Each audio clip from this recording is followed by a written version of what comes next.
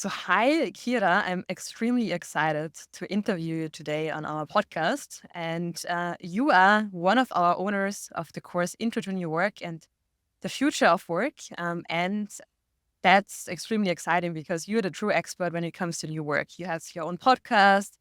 You wrote a book that you published, which is a big achievement from my perspective, where you really condensed all the knowledge that you learned the past years. And you're also a consultant and you're doing many different things. And I think that gives you also a unique perspective on the topic. And therefore, I'm extremely excited to call you one of our challenge owners and one of our ambassadors. And I'm excited to paint a little bit of picture of who you are, what your mission is, what really drives you, and give everyone, an opportunity to start learning from you. Kira, um, I would love to have a quick intro from you and who you are and what you're doing, and then we deep dive into your background and your mission and all the other topics. Sure. Thank you so much for inviting me. I'm very, very, very excited because it's my first podcast I'm doing in English. You maybe hear the little British accent because I lived 3 months in London and adapted the British accent. But my podcast I have is called New Work Now, and we're doing all the episodes in German, obviously. So this is my first podcast in English. I'm very excited. And I'm very excited as well, to be your challenge owner and lecturer. And I'm so happy that I can start again because I was a lecturer back, I think, I don't know, 2 years ago, for 2.5 years. And I loved to talk to the students and help them with the, of course, topics, but talked with them about so much more than just the topics and the theory. And it was so uplifting for me as well. So yeah, for all of you who is listening, just a quick overview who I am. I'm Kira Marie Cremer, very German. I'm obviously an author. I wrote a book this year, end of April. It was the release date. It's called New Work. So everything I do is new work related. But the thing is, new work is very, very German buzzword. So a lot of people international don't know it, and they know it more on future of work and I don't know, better work or something is very similar. But the theory is called New Work in Germany. And I'm an author, consultant, podcast host regarding new work. And some people call me an influencer as well because I'm a LinkedIn influencer. And that's it. So I have a deep passion for the future of work. And the new work principles. Nice. I love already that you mentioned that you have a passion because we'll deep dive into the mission. And I think missions really come out of strong Mhm. passions for a topic. And before we do that, let's look a little bit into your background and how you became an author, podcaster, and a consultant, also an influencer. You just mentioned that, how the journey really until right now looked like. Yeah, it's very interesting, and we have to go back to the year 2019 because I finished my master's degree in 2019, and I was during my master's I was self-employed, and after my master's I was looking for a job, obviously, like everyone is doing, and my boss. When you're self-employed, you don't have a boss, but it was a customer, yeah. And she said, "Okay, do you want to work for us, like in full time?" And I was like, "Yeah, for sure, of course." It was in event management, so event business, live communication, and but she said, "Okay, you can work full time, but we don't have so much to do for you, like for 40 hours." And I was like, "Okay, no problem. I'm still self-employed. I can work like in full-time and self-employment, and I can work in full-time like we did 60%, and the self-employment was like 40%." And she was like, "Okay, let's do it." And I was like, self-employed and full-time employed. And these two types of work models, or this new work model, was very futuristic back then. So I found out when I was on LinkedIn 2020 that there was a word, new work, was it called? And there was a theory, and we were doing a little bit of new work already, but we didn't know. So then I dived into that topic, and I heard so many podcasts, wrote so many books, and then I discovered, okay, this topic is very, very old because in 1980, at the end of 1980, Fridtjof Bergmann was the, yeah, it's not really a founder, but the founder of the topic, of the theory, maybe not the company, but not a typical founder. But he was, yeah, the founder of the theory, and he was like, okay, we have to change our perspective of work. We have to change our work to help the society, to make the world a better place, to help the environment, and yeah, to be very future related, and to yeah, um, make work something we do for the individuals, and make the individuals stronger. It's like the very, very, yeah, philosophical sometimes, but that's the theory behind it. And I wrote it, and I was like, okay, I want to make, yeah, work a better place for so many people. And yeah, then I worked self-employed and employed for almost 3 years. And then I was only self-employed. And now this year I started a, yeah, self-employment and employment again together, because I really like this work model. And I'm still on a journey. I'm very curious about stuff, and I want to learn so many things. Yeah, that's how it went, or how new work found me. You can say that.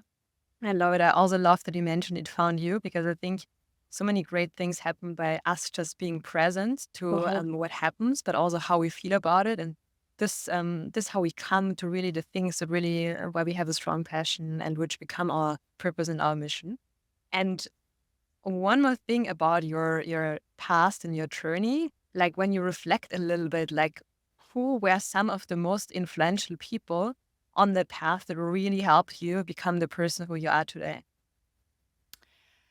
So I had, you call it mentors today. I just say I had several people who, yeah, influenced my journey and inspired me and my personality and made me who I am today. Um, yeah, a lot of happened through my podcast, because then I learned so much more about new work.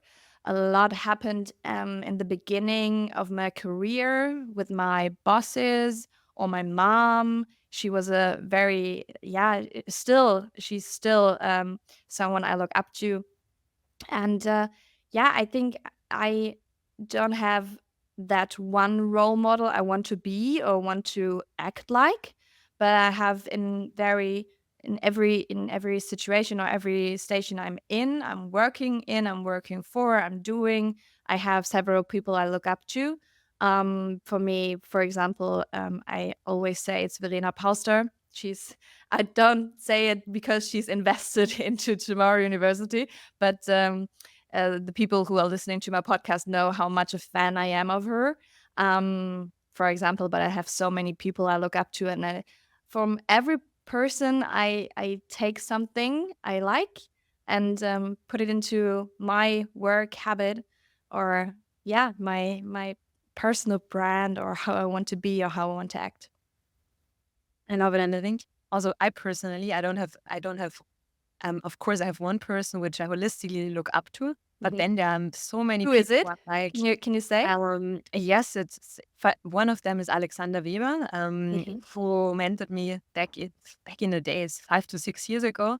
It started and who also brought me to Tomorrow University and really helped me develop as an entrepreneur and into the person I am today. And as a human being, he always very much fascinated me because he has such a strong set of values and he really lives into them. And that's what I always admired, not just him making, being a great entrepreneur, but being a great human being. And I Mhm. think that are the best role models out there. And then there are many, many more. For example, also the Christian, one of the founders of Tomorrow University.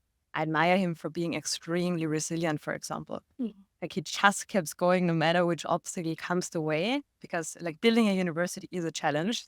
I can definitely say that the past 4 years. But he such as always a conviction that it's just, another roadblock, and we just jump over it and we get going again. And that's something I strongly admire. Yeah, see, you have one thing you like about that person, and 100%. then you take it and you adapt it to you. Yeah, Yeah. Yeah. I think that's the beauty of meeting a lot of different people. sure. Yeah. Moving to your mission. Mission is a very big topic at Tomorrow University because every learner starts with identifying the mission. And we love to ask, of course, you as a challenge owner, but as an ambassador as well, like, what's your mission? Like, what really drives you day by day? I have to laugh because regarding that podcast, so I know my mission, yeah, but sometimes I have so many thoughts and I don't know how to put it into one or two sentences. So for this podcast, I wrote it down and I want to read it for you Well, I because love it. for me it was yeah, for me it was a challenge because I know what I do and what I want, but to put it into words or into one or two sentences is not that easy. So for everyone who's listening, if you know your mission, write it down. It's very hard. So, yeah, my mission is to transform the way we work by promoting new work principles. So, there's a lot of new work principles that prioritize flexibility, purpose, and human centered approaches. And I found this mission through a combination of like my personal experience and professional challenges, and a deep seated belief that work can and should be more fulfilling and sustainable. And this is my mission, and I hope you like it, Julia. I love it. And we would call it the long version of your mission Yeah. statement, but I love it. And personally, I mean, I had also a mission before I joined Tomorrow, but then, I got introduced to the concept and I really started to structure it and to really break it down. And I think also from that day onwards, it became super powerful because it had even, more clarity than it had before. Mhm. But I think really doing the work and having a mission is such a superpower. And Definitely. I think one thing is to have the clarity, and we seem to have that clarity. And another one is then to really find people who support us on that mission. And I asked a similar question before, but who would you say are the biggest supporters on your mission right now at It's that point? definitely my community. My community on LinkedIn, on Instagram, and the podcast. They are opening so many doors for me. This is amazing. Like, for example, I told you new work found me, yeah? But for example, you found me as well. I put outside at the beginning of this year, I put outside into the universe. I was like, okay, I want to be a lecturer again. I want to be with the students. I want to work with them. I want to challenge them and learn from them. Yeah. Because, yeah, of course, they learn from me, but I learn from them as well.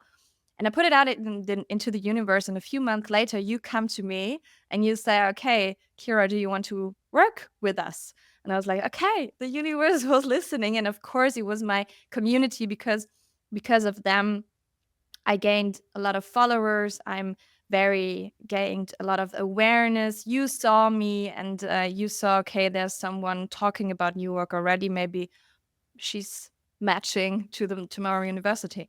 So I'm very, very thankful for what I achieved through social media. And a lot of people know that because uh, especially LinkedIn made a lot of, or yeah, opened a lot of doors for me. I love it. And I think that what we can learn from here, from this example is like really building a community around whatever you want to do, and like having the courage to go out there and expose yourself. Yeah. Because that's the way to build a community. And I just listened to your 100 episodes podcast summary, which I very much loved. And I think you have an amazing community, what you just mentioned, of people who are passionate about the same topic that you are, Mm. and really, come together to learn from each other. Because I think it's about doing it together, not one person doing it all. Thank you so much. We talked about the mission, we talked about the people, but how do you make sure? But I think it's easy when you have a passion, but you can confirm that. How do you make sure that you really stay connected to what is important to you?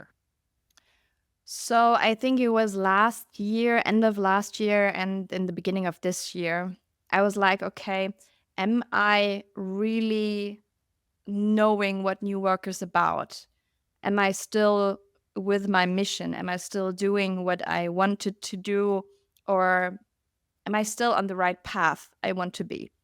So this was a challenge for me at this time, and I was constantly thinking about it. And I was like, okay, do I have to switch topics? Is new work still my topic? I don't know. I was very like, is it still my mission? And I made sure to talk to the right people. This is always a tip I give to people or friends or family or in my network when they come with this question.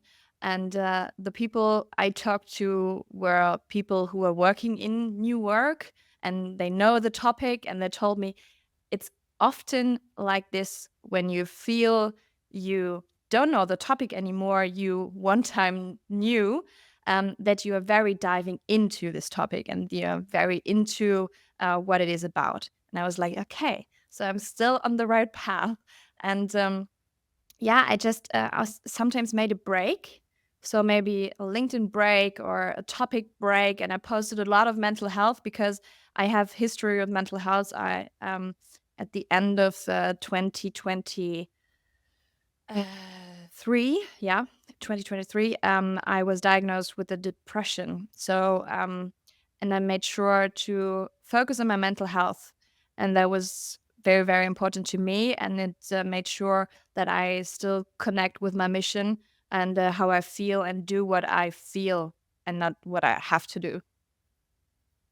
Yeah, I think you mentioned multiple valuable things. Like one is really taking the breaks. I think Hmm. that's so crucial because I personally I love to be all in and to really, do it like Sure. during the evenings, the weekends because I just love it. But sometimes you lose perspective and then you need to zoom out a little bit and let go of it, take a break, and you have a different perspective. And also having people who know you and can challenge you is such an important thing. From really staying connected a little bit to your day-to-day work, I would call it. And when we look a little bit now into the topic of your work, there will be more in the course that you teach. But I want to touch it already a little bit. And the first question out of curiosity I have is you have multiple roles, right? And I think multiple roles in a topic give you unique perspectives. And how would you say that the different roles, being a podcaster, being an author, being a consultant, being an influencer, like shaped the perspective that you have on your work right now? So the best thing or the most important thing that shaped my perspective on new work was definitely or is definitely the podcast, because I have an understanding of new work, and sometimes my guests are challenging this, and sometimes they are thinking different, and I listen to them, and then we're discussing the things, and this is what I like, for example, as well from LinkedIn, because they can discuss a lot about topics, and it's never that negative. Sometimes, yeah, but not the main part. You can discuss, and this is why what I love in the podcast, that I get to challenge myself and my perspective, or to challenge the guest's perspective, and that I can learn so much more, because you can read and hear so many podcasts, but when you have a learning pyramid. I don't know if you know this, but when I read something or listen to something, is it's the, I think, first learning step. But when I talk to someone about it, and yeah, we can exchange or we can discuss about the topic, then I learn so much more, and this is why the podcast is so important to me. And yeah, I learned so many more topics, like, for example, new pay, how to get paid in the future, what we can change about it, or like corporate culture, how are some companies already focusing on mental health? What are they doing? What are some benefits some companies are already doing or putting out for their employees? But also, what are some companies not doing? For example, there some companies who are not giving out free water for the employees. What I think, what the heck is happening? Yeah, so for me, it's definitely the podcast, and yeah, the different roles I have is I can learn so many things from these roles. For example, when I'm a consultant, then I get, of course, the new stories about how the companies are working, but I can make a difference as well. So I can dive into the company's needs. It's much deeper than with the podcast. So yeah, I love my roles, and it's all new work related, and it's very important for me that I have one topic and I have many roles. I can, yeah, be very curious with and learn so many things. Yeah, amazing. And I think you mentioned like learning the podcast, right? I think we call it active learning, where you're really extremely engaged in it, and you Mhm. get to know a lot of people who have extremely different perspectives. And this way, I think you get a lot of perspective and can paint your own picture of how you want to see the topic. Because I think also like having one's own perspective is so crucial, Definitely. especially as there are many voices out there about this topic right now. Yes. And what would you say, right? Also, based on maybe all the guests you had on your podcast, the conversations you had, what are the biggest trends right now when it comes to the future of work? The trends I really don't like, but Mhm. are currently at the moment very hyped from the companies is going back to the office, and not just making the opportunity for the employees to come back to the office when they want, how they want, if they even want. But they are like telling them you have to go back to the office. And this is what I don't like, because we were fighting so much, or still fighting so much, for the individuals and how they can fulfill themselves and how they can work on a healthy work environment. And if the companies start again to tell them what they have to do, this is not new work. This is not the theory that we want to teach, or that we want to, yeah, implement into our society. So this is a bad trend. But for example, a good trend is that new work, or the concept or the theory behind it, gets more and more well known from people we call blue collar workers or blue collar jobs. Not the, yeah, like I had a guest in my podcast. He's from a now I'm missing the vocabulary, Krankenhaus. From the hospital, Yeah, from the thank hospital. you. Oh my god. Oh my god. Um, thank you. From the hospital, and they have so many new work principles they are doing, and so many interesting things, and they have no problem to find new employees, like a lot of hospitals in Germany have to find right now, and they are having so many problems, and they don't have it. And he told us so many good examples, and I was like, okay, wow, this is very, very nice. And so many, in this case, hospitals can look up to and can implement to their work habits as well. And I think there are more and more stories about new work with new principles that are coming up and that are getting more known. And this is what I really, really like. And this is a trend I hope will never end. I love it. I also love the example you shared, because it really shows. Because I think there's like the topic of new work is already super big in like companies, but when it really comes to like healthcare and like, where a lot of people work, it's like totally new. And it's something that is not often talked about. And that's why I love the example so much, because it shows what it means to really have it in so many different areas of life and really making it accessible. We already talked about the podcast, and one question I would love to ask is, you had 100 different people, 100 different stories. Like, what are some of the stories, or it can be just one story, where you say, hey, that story that really, yeah, I learned something that I didn't expect, for example, or that hit me hard, and I was like, okay, I didn't saw it before. I won't say what uh, my favorite episode was, because this is not fair for the other guests. But I always share the hospital story that I already shared with you. And one episode was with Hans Rosinek, was episode 97, and he talked about the future and how we look at the future. So because for us, the future is very in the next years. But he said when we look into the future, like I think the biology does, or then we have in our brain, I don't know, you have to listen to this episode. But he says everything that was in the past um, is until I think second, all before second 15, the and the future starts at second 16.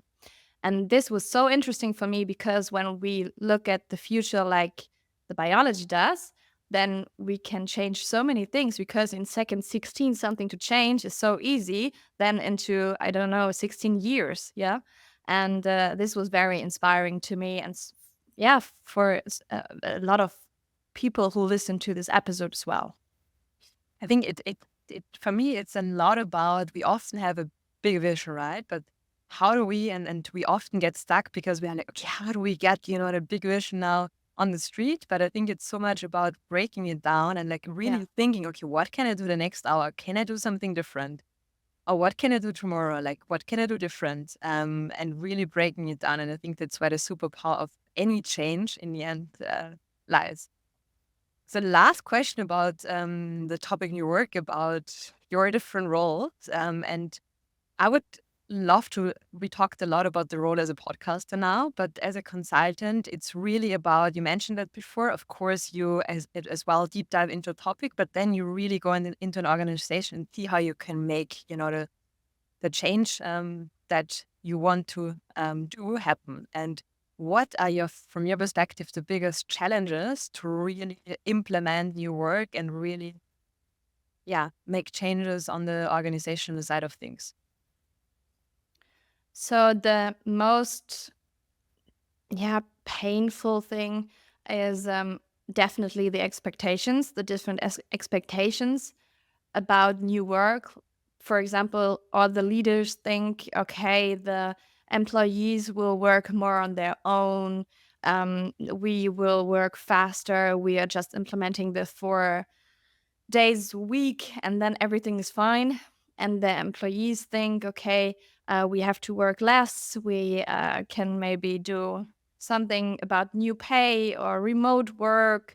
And these are the different expectations you have to bring together and you have to bring on almost one level. So it's very important to ask questions before you start implementing any of new work principles. And to start very small, because a lot of companies always think, okay, when we start with new work or we're implementing new work, then they think, okay, we have to do it for the whole company. No, start with the team, start with the small, manageable changes you can do. And this doesn't have to be the big things you have to change in your company. Has to start with the small things. It's very very easy, and you can still save you can still shift the structure you have, and the culture. You have to change the culture and the expectations and the things you are doing day by day, because we we it's very Sort of hard to change things in your private life and in your work life also. So it's very hard to change, and you have to make small changes and share advantages for every person who is doing like things like this. And this is always the advice I give to the companies, but I have so many more. But this I think is the small things can change a lot. I think it's really about like how can the lifestyle, like really the day-to-day change? Yeah. And that's really about like habits, for example, like really developing Mhm. habits that bring up the change that we want to see. We are Ja, in approaching in Germany we say we are Gewohnheitstiere. Yeah. topic So animal. yeah, sure. So and it's It's really very hard to change habits, and you have to give the time, definitely. 100%. We approaching the end of the podcast, and one of my favorite parts is always a little quick fire where we have shorter questions and most likely also shorter answers. Let's see how that goes. But one of those three last questions is about advice. Like, what's the best advice you have ever received? I don't know, because I really I'm very efficient, yeah, in answering. So I don't know, because I forget a lot of things very fast. Amazing. And most likely you get a lot of advice, and it's Yeah, very, maybe. very, very hard to remember it. And second question is about learning, because we love learning. And what's one learning you learned on your journey that really stick to you? Give a fuck. Am I allowed to say Yeah, that? sure. Okay. Give a fuck about what people say. This is what I learned during my journey. Yeah. I think that's so true. It's so much superpower in just being you. Yeah. Um, for really being you. So the last question, it's about laws. And if you would be able to create one law in the world that everyone sticks to, what would it be? Um, that there's a law that we have to make sure everyone is healthy in the work environment, or that we can, or maybe the government has to pay for mental health in companies. That would be my law. And I think a lot of companies, all of the companies would be way better, but just Sure. exactly doing that. 100%. I love it. Kira, I've really, really enjoyed this episode and this conversation with you. It was amazing to get to know you on a personal level better, but also learn a lot about your work, topic that we will definitely learn more from you in the future. And thank you so much. And I'm excited for follow up, a catch up, and a deep dive in the future. I'm so looking forward to it. Thank you so much for inviting me and being a part of the Tomorrow University. I'm very happy. Thank you.